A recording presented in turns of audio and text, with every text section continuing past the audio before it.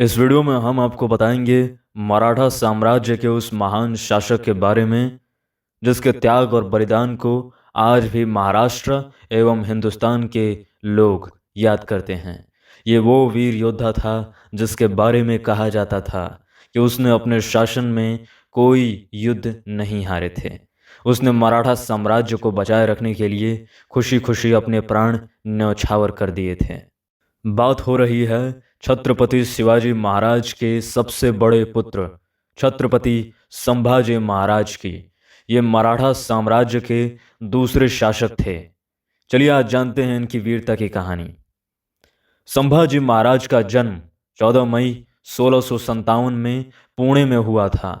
जब वो 2 साल के थे तभी उनकी माँ का देहांत हो गया।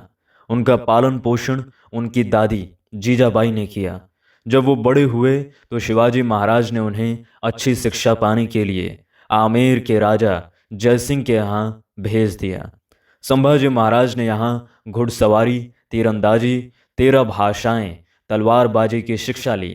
16 साल की उम्र में उन्होंने पहला युद्ध लड़ा जिसमें वो विजयी रहे। 1680 में शिवाजी महाराज की मृत्यु के बाद उन्हें राजगद्दी पर बैठाया गया।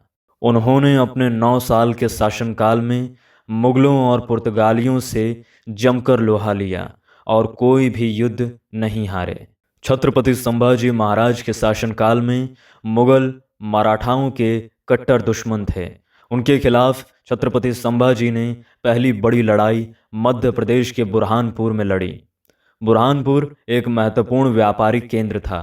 मुगल बादशाह औरंगजेब यहीं से दक्कन में अपने शासन के विस्तार की योजना बना रहा था। ये बात संभाजी को पता चल गया था, इसलिए उन्होंने पहले ही हमला कर इस पर कब्जा कर लिया। यह मुगलों के लिए बड़ा झटका था।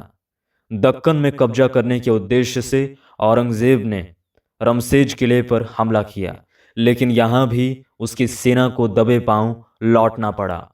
1682 से लेकर 1688 के बीच मुगलों और मराठाओं के कई युद्ध हुए जिसमें छत्रपति संभाजी के नेतृत्व वाली सेना की जीत हुई।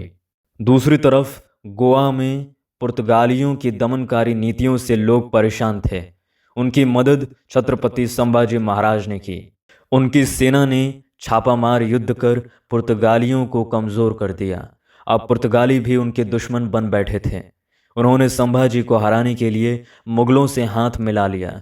1687 के युद्ध में मराठा सेना के सेनापति और छत्रपति संभाजी महाराज के प्रिय मित्र हम्बीर राव मोहिते मारे गए। इससे मराठा सेना का मनोबल काफ़ी टूट गया।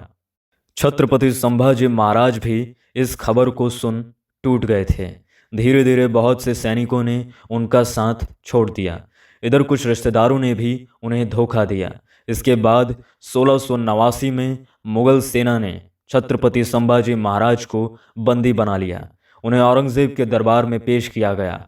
यहाँ उसने छत्रपति संभाजी महाराज के सामने अपने सारे किले और खजाने की बात उन्हें बताने को कहा और धर्म परिवर्तन करने पर जोर दिया, मगर संभाजी महाराज ने कभी उनके जुल्मों के आगे घुटने नहीं टेके।